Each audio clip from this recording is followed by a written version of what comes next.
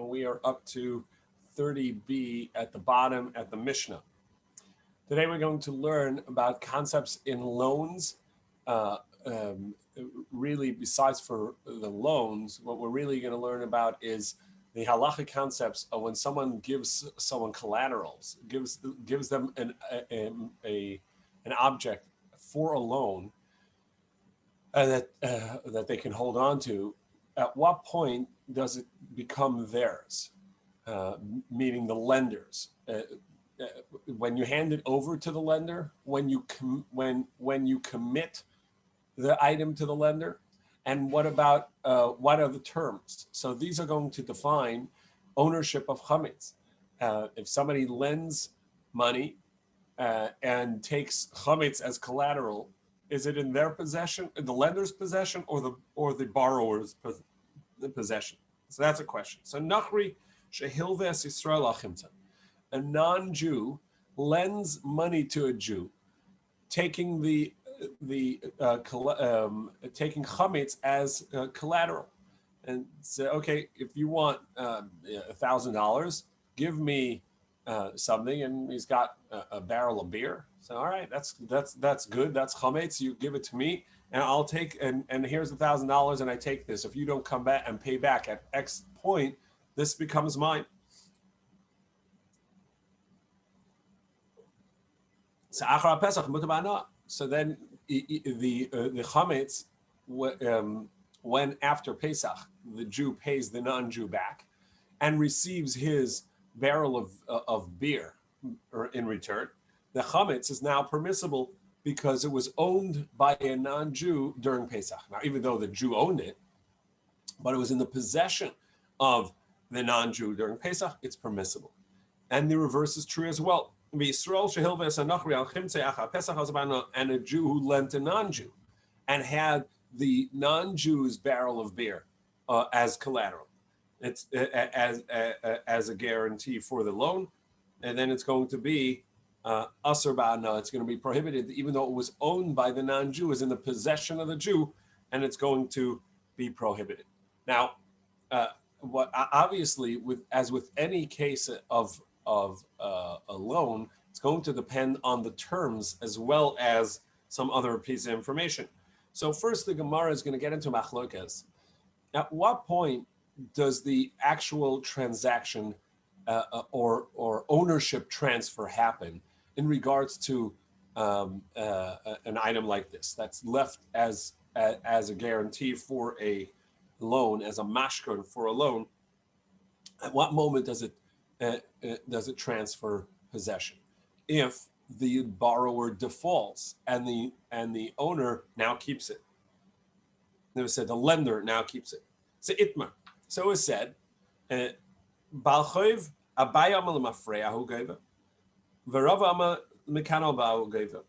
That somebody lends money, and there was an item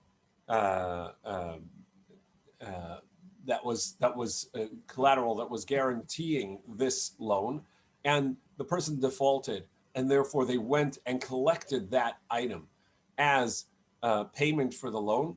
At what moment is there a transfer of that? So Abaye says lemafreya, retroactively from the time of the loan. That's when there's a transfer.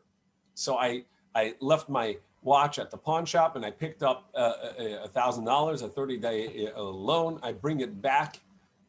I default. I don't pay it.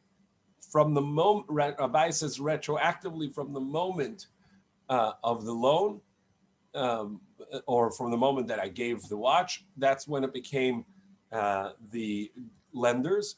And Rava says, no, it's from the moment that I default and the loan is over it, that's the moment they own it. So what difference does it make at what point? Obviously, many differences. If they sold it beforehand, if they made a hektish beforehand. So who's the they that I'm referring to? So the Gemara says, hey, the last line on 30b. So if the borrower, meaning the original owner of this item, who had committed it as collateral for the loan, So the original owner of this item, he dedicated this item to the Beis Hamikdash, but it's not his. It's not in his possession right now. It's guaranteed to a loan, or v'zavin leve, or he had. No, John, this is not a brera yet. Brera is where I am later going to define which one. So if I had two items that I had committed to collateral, and I can retroactively define which one it was, that would be brera. Here, it's clear it's one item, so it's not a retroactive definition, but it could be a retroactive acquisition, and that's different. So we know the item. Brera is always where I don't know which one of the items I've committed to this, or I've committed one of these five and I have to retroactively define it. Here, I know the item. I picked one item. I said, look, you can, if I default on this loan, this is yours, right? And then the repo man comes when I default to take it. Do they take it retroactively, or do they take it from this moment? But it's not a brera because it's this one item. We know what the item is. So I have a question. Sure. Was it possible for someone to give something to Hekdesh for a limited period of time? No, I think once you gave something to Hekdesh, it was theirs. You gave something to the Beis Hamikdash. You gave something to the Kodesh. So, well, I should qualify that. There are two types of dedicating something to as holy. You can gift it to the Beis Hamikdash, meaning to the upkeep, or what we call kedushas damim. It's to the upkeep of the Beis Hamikdash, so it's for the value of the item. Essentially, the Beis Hamikdash is going to sell it, so that's redeemable. There is another which is you dedicate it to the Beis Hamikdash. So I have a lamb, and I dedicate that to the Beis Hamikdash. That actually becomes sanctified. So as we'll see soon, Rashi points out, when we talk about we're going to talk about committing something to the Beis Hamikdash, to the temple. There, you're going to sanctify that, but we're not talking about where you actually dedicate it as a carbon, because that would remove any commitments already made on that object or that animal. Here we're talking about that this is dedicated not as a carbon, as an offering or as kodesh, but it was sanctified for its value to the Beis Hamikdash. So I donate my watch to the shul. I donate my watch to the Beis Hamikdash. That's what we're talking about. It's for its monetary value. So here the lender. But just one last thing. So yeah. in that case, if he lent his chametz to the Beis, if he gave his chametz to the Beis Hamikdash, he could be paid it after Pesach. Technically, yeah. And it was not his during Pesach. Correct. It may be in his possession, so it would depend. We saw earlier, on whether or not he's responsible for it. It's in his possession or not. So, in this case, the borrower who had committed, let's say, this watch to the loan, now says, I donate that object to the Beis Hamikdash for its value, or he sells it right after he's loaned against it. He goes to someone else and says, "Hey, I got a watch to sell for you, or a bridge," right? So the akdish leva v'zavin leva kulam lepligi the asimal v'vitarif. For sure, in both of those cases, the borrower has an earlier commitment, an earlier claim, a lien on that watch. And he can come and tell the custodian of the Beis Hamikdash, sir, I know that so-and-so donated this to the Beis Hamikdash, to the temple, but actually I have an earlier claim on it because of this loan. And he defaulted, the borrower who donated this to you defaulted on the loan, and I'm claiming. Same goes to, you can go to someone who to the buyer and say, I know that this guy sold this watch to you, but actually I have an earlier claim, and claim it. So the asi malva v'tarif, he can claim this back because he has an earlier claim.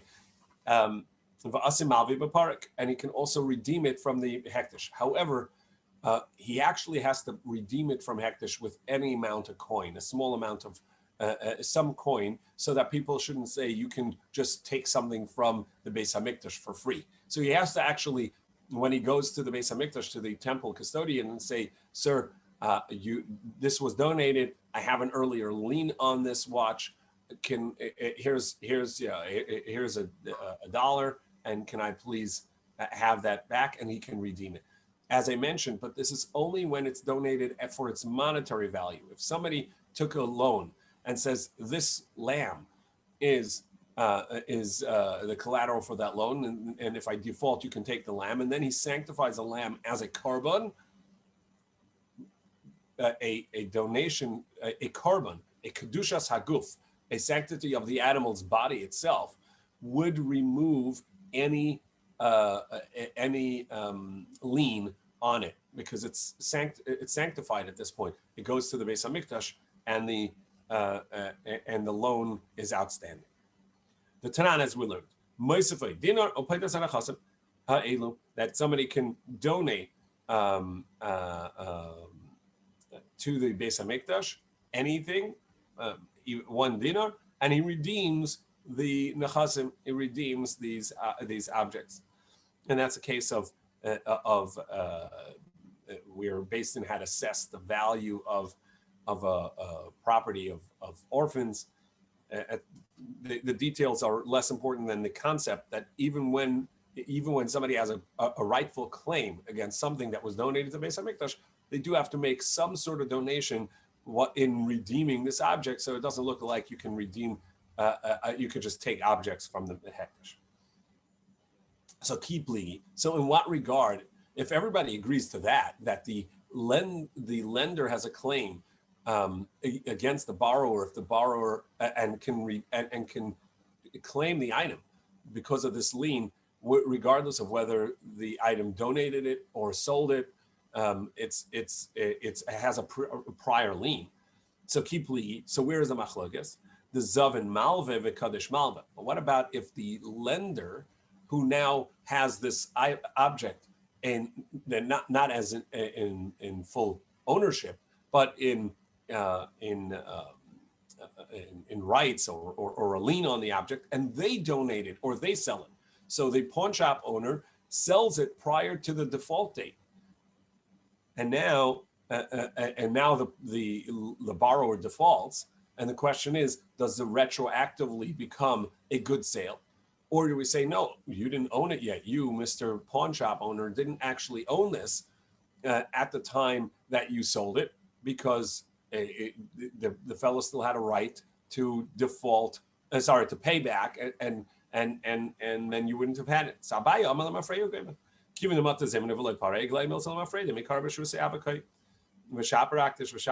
Abai says, well, actually, yes, retroactively, when the borrower defaults retroactively, it shows us that it was a sale and not a loan at the beginning, and retroactively when it was in his possession, the lender's possession, and therefore when he sold it or donated to Beis Hamikdash, it's a good donation. However, or a good sale. However, Rava says, no. This sale is actually, the transfer of ownership of the collateral to the lender is only happening at the moment of default. And because look, if up to and on the date of when the loan came due, he had showed up with cash and paid, he had no right, the lender had no right to retain the item. So that tells us that it wasn't his, because if the borrower can come and force the return of the item with a cash payment up until a certain date, so up until that date, the lender does not have the ownership, because look, someone else can come and take it. Ishtakach dahashtahu kakani. That's evidence that it's the moment of default that he acquires it.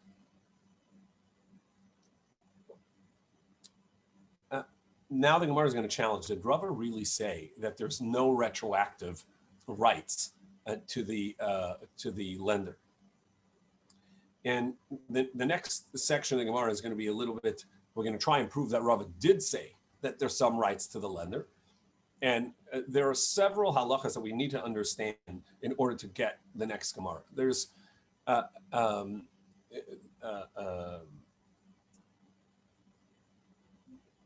halachas of if a lender or a borrower, sorry, if a lender dies and leaves their property to their orphan children.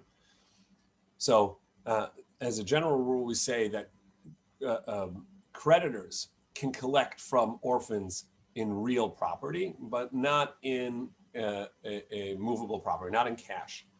Also, that the orphans must be repaid regardless of if there's a debt as well. Let's start with that introduction, and then we're going to go through the case. So in this case, Rami Bar Chama said, Ruvain Shemachar said l'Shimon b'Achrayis.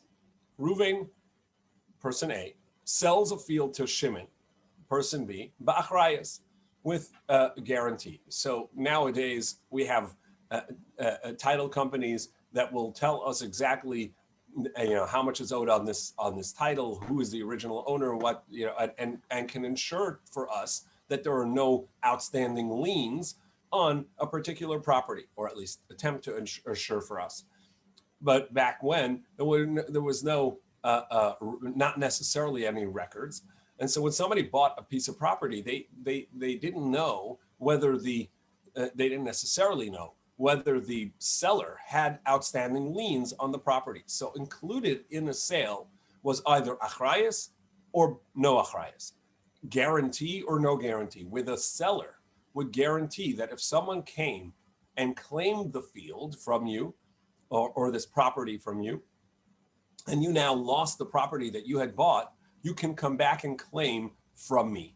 Or no, this is a high risk property, you're taking it as is, and if somebody claims, if there's an outstanding lien, then then it's your loss. So obviously the price would change based on that. But this case is talking about where Ruvain, the seller, sells to Shimon a field, b'Achrayis, and Ruvain says, if somebody claims this field from you on account of a lien, a debt from me, then you lose the field, but I will repay I will repay the sale price. I'm getting something confused here, but I don't know if this is just in Ksuba, but in Ksuba, so it's Toyef Lekuchos. They can come and there's a whole sugi in Ksubas about that she can come and she can take from whatever field or whatever. And this is any lien. Any lien can take from a field. That a woman's ksuba is also a lien on the husband's real property. Yes. So in your example before, when he took the sheep and he was makdish to the Beis Hamikdash. So in that case, the now unsecured creditor could have come back and said, okay, what else you got, right? Oh, absolutely. Okay.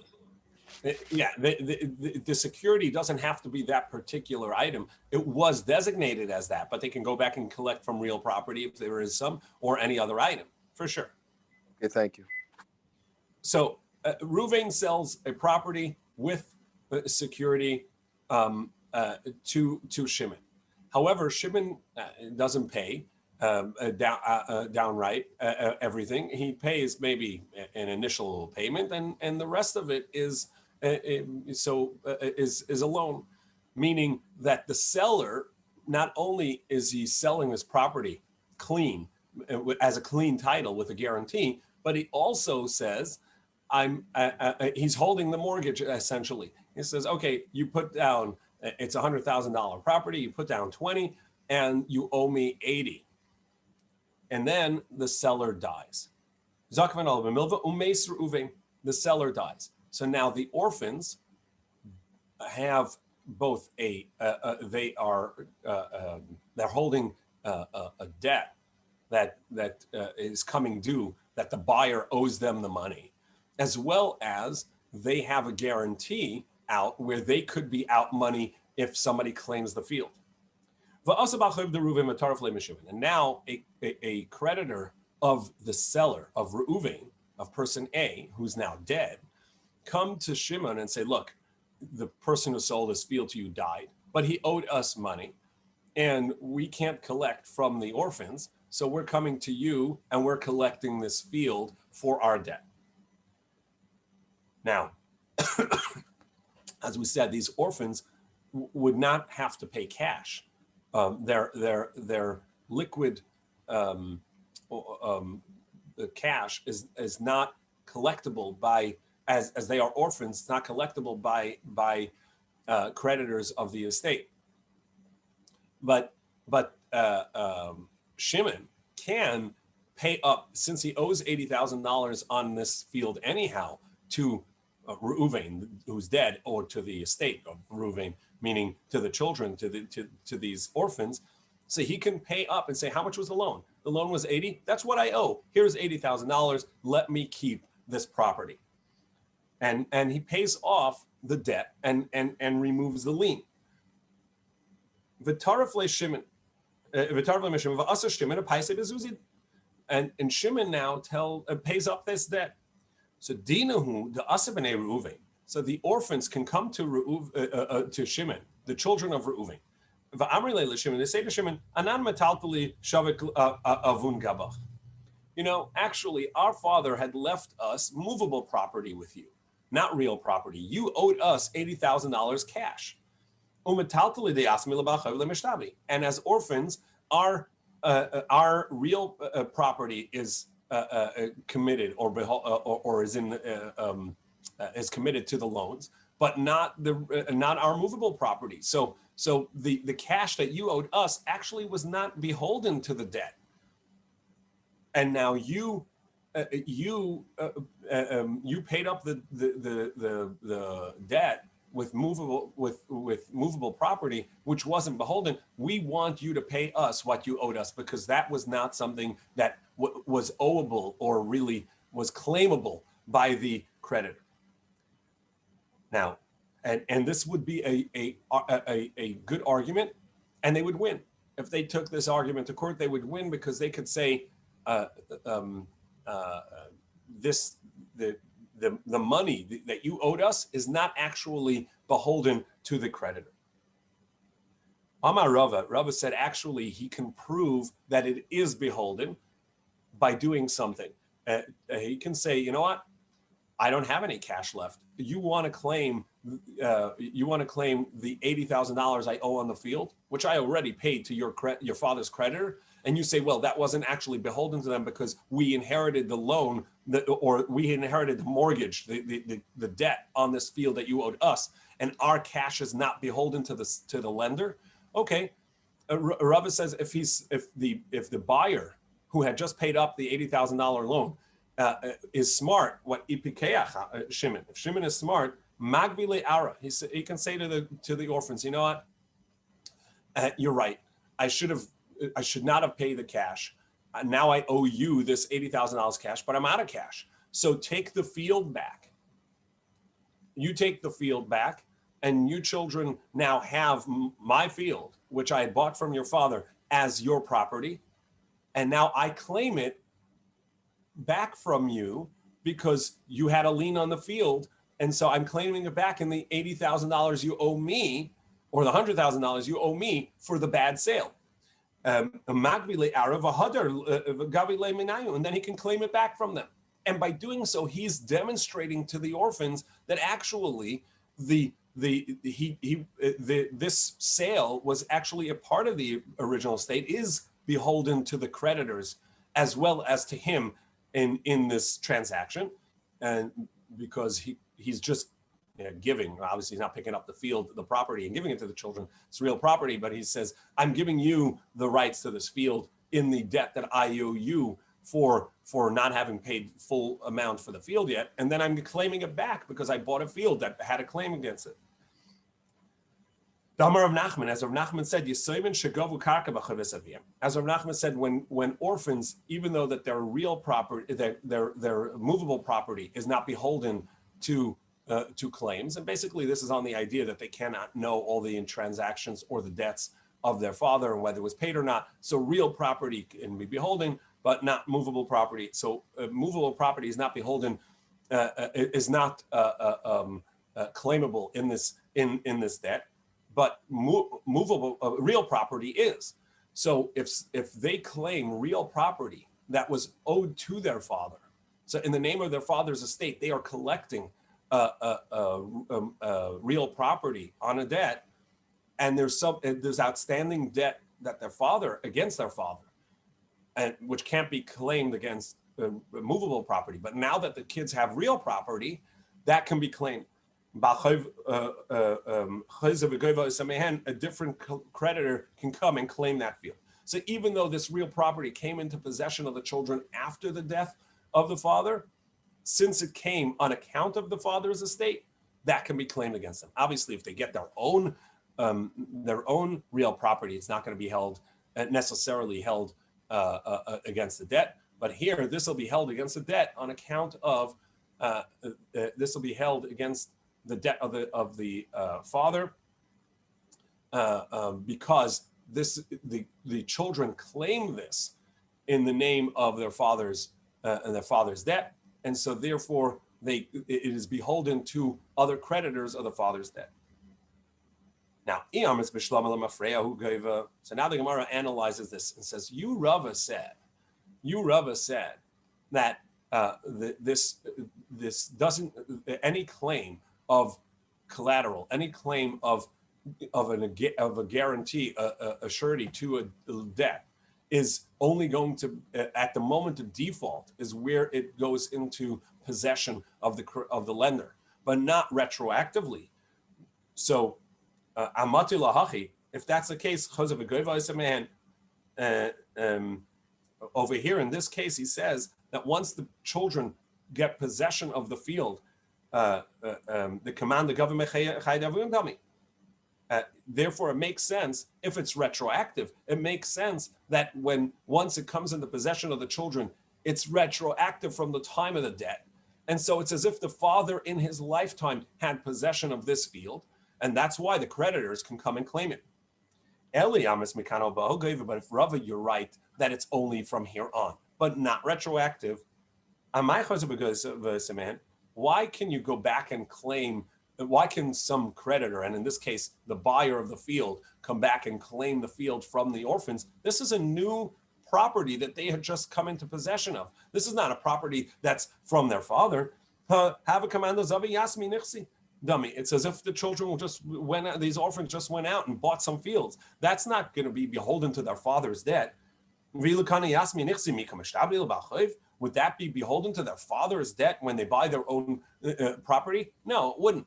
And so the only way that this can be right, that the new real property that the children get, since it came on account of their father's debt, is beholden to their father's other debt, is only because retroactively, once whoever it was that defaulted, and they came into possession of this property, that isn't only from the moment of the default, but it's from the moment of the loan. It's retroactive, and therefore it was already in possession of their father retroactively when he was alive, even though he's now deceased. But when he was alive, it was in possession, in his possession, and therefore it's beholden to debt.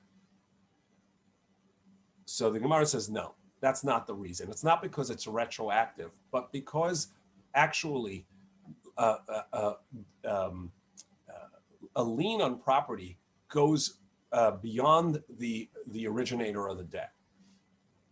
If person A owes person B and person B owes person C, therefore C has a lien not only on B, but on any claims that B has. So then C also has a claim directly to A, and A is beholden directly to C. That's the idea, that it's not only directly to the debt, but to potential claims as well. So Shani Hasam, so there it's different to Amalahu, because the creditor can tell the orphans, actually, we're not coming to claim from you. We're claiming from the creditors, from the borrower of your father. Because the original debt, which was owed to your father, is not actually not only owed to your father, it's owed to whoever your father owes money to as well. Mid Rabbi Nassan, as Rabbi Nassan taught. The Tani, we learned in a Brayso, Rabbi Nassan says, Minayin lenosha b'chaver amana b'chaver b'chaver. How do you know if person A lends person B and person B lends person C, that C is not only beholden to B, but also beholden to A? And therefore, A can go and claim directly from C on account of the debt of B. That it says in regards to paying a debt back to its owner, it says pay to whoever there is a claimant to, whoever you owe to, meaning not only the direct lender, but if the lender had outstanding debt elsewhere, you can pay directly to that outstanding debt. So therefore, over here as well, the orphans, you're not actually claiming against the orphans, and therefore it's not a retroactive, it doesn't prove that it's a retroactive ownership, or rather you're paying directly to an outstanding debt that was the lien is transferred to an outstanding debt. Anybody still along with us on this? Is it, so the only thing that the A can claim against C, if C is the orphan, is the real property, against the real property that they had at the time, not any new real property that they would have purchased with movable property that they had? So in this case, the orphan is B, the middle debt. So A has a claim against B, but B dies and now his orphans are in his place. So normally you can only claim against movable property and not against, you cannot claim against new real property that the children have. But over here, A can say to B's estate, the children, and say, we're not claiming against you.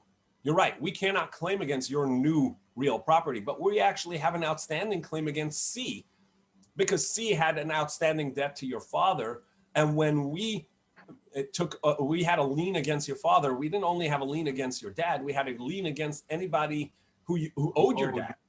Okay. That's what's Yeah, saying. Therefore, they say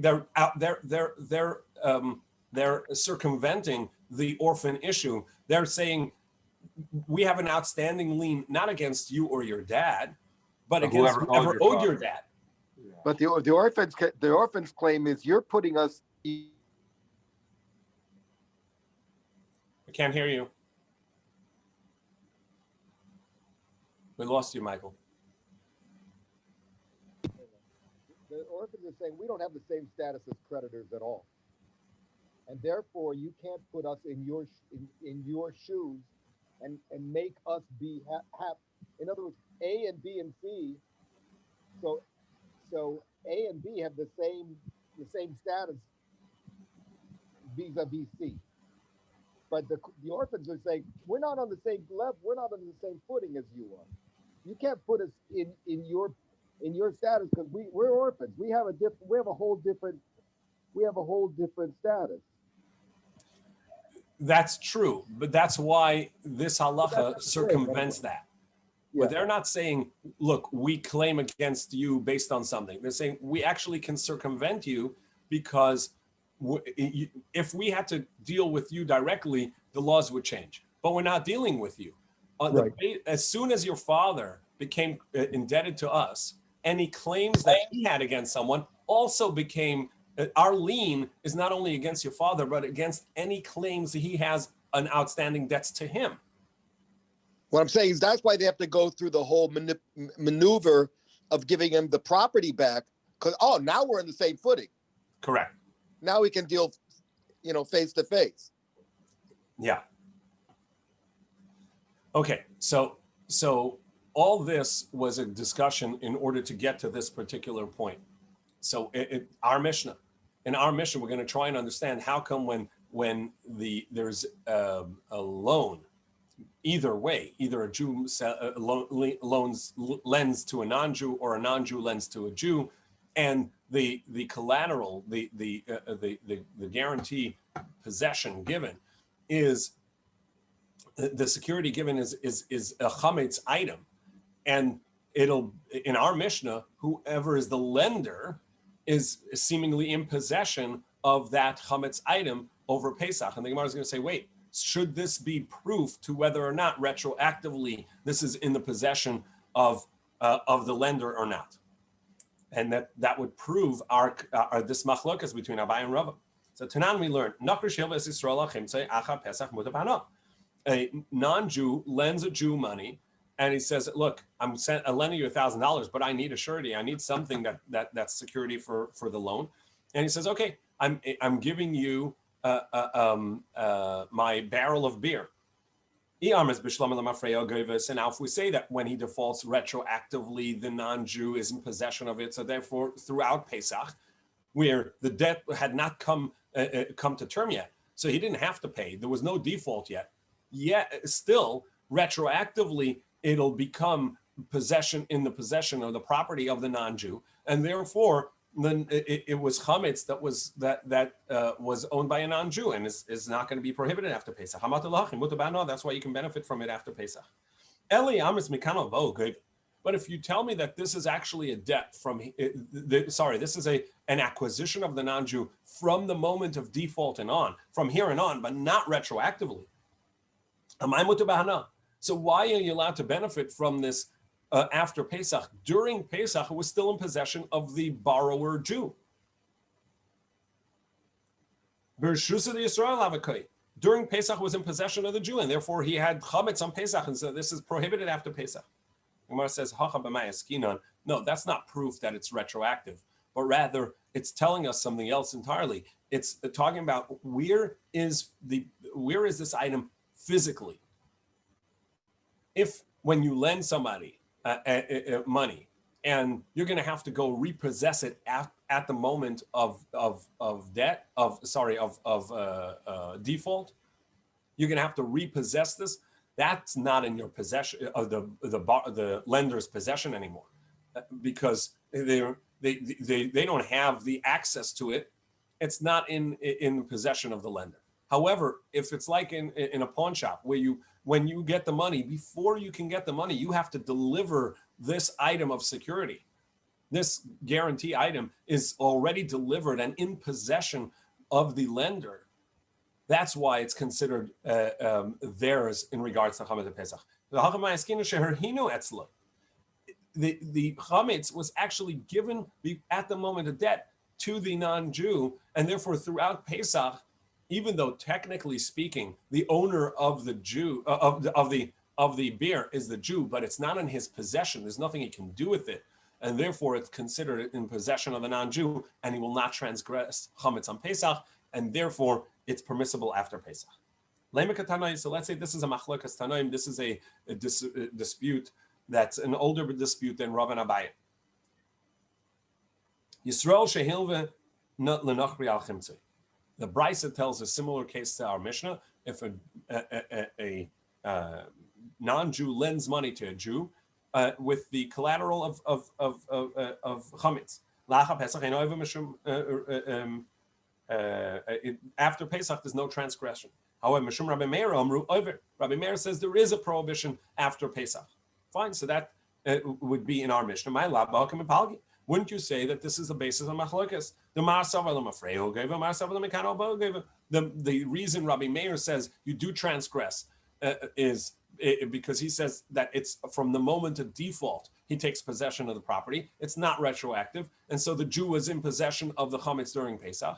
And the first opinion who said that there was no transgression was because he says it's retroactive. V'tizbra. So the Gemara says, well, that would be great if there wasn't the next line in the brisa, but the next line in the brisa seems to not say that, because the next line says, Ema Seifa. Let's look at the end of that brisa. Aval nachar sheva Yisrael achimtzai. If the non-Jew lends the Jew money for his chametz, la'acha pesach divra koil over. Everybody agrees it's a transgression. So why in the first case, where the Jew lent the non-Jew, is there a machlokas about it? And in the where the non-Jew lends the Jew, in the Brisa's case, everybody agrees they transgressed. So it can't just be that it's whether or not it's a retroactive ownership, because then they should both be in the opposite. Rabbi Meir should say, in this case, there's no transgression because it was still in possession of the non-Jew. And over here, it should be that that is the direct inverse of the first line in the Mishnah, and it's not.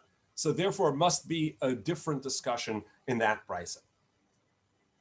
Now, if the one that in the first case where the Jew lent the non-Jew, it said that there was no transgression, meaning that it was still in possession of the non-Jew. Here it should be that it's still in possession of the Jew, and there should be a transgression. And same in the inverse. So why over here is there is it different at the end of the brisa? It must be something else. And now we go to 31a, 31b. I mean. Must be what we're talking about. The basis is that he left the chametz by the lender, as we said that when you actually deposit the security, this item, by the lender, it's considered in his possession, but to a degree. Doesn't he have a status of a shomer? Well, we'll see right now. And the basis of this machlokas is in the teaching of Rabbi Yitzchak. The Amar Rabbi Yitzchak said, how do we know that a lender who is in possession of this security item, that he actually acquires this mashkon, this collateral? It's actually his. Shenema, for it says, the Torah tells us that if you lend money to a poor person, and you take their pillow or blanket as collateral, that evening you have to give it back to them and take something else so that they have a pillow to sleep on that night. And when you do so, it counts as tzedakah, the Torah says. Now Rabbi Yitzchak says, wait, if it belongs to the borrower, then it's not tzedakah because it actually is theirs. The fact that the Torah calls it tzedakah means that I'm in possession, it's mine. I've acquired this item, and by giving it back to them overnight so that they can have a pillow to sleep on, that's tzedakah. If you don't acquire it, tzedakah minayin, where's the tzedakah? Must be it must be that you acquire it properly, not that you're just a custodian of this item while the debt is outstanding, but you actually acquire the item while the loan is outstanding. So the first opinion says that's true from a Jew to a Jew. The hakarina be'elachati tzedakah. That's where the Torah says that it counts as tzedakah. Aval Yisrael minachri. But if a Jew lends a non-Jew and takes their collateral, their item, loikani, there's no acquisition. The Torah never told us there was an acquisition. For Rabbi Meir Sava Kavachomer, Rabbi Meir says, actually, if it's true that you acquire it when you lend to a Jew, for sure it's true when you lend to a non-Jew. We will pick it up from here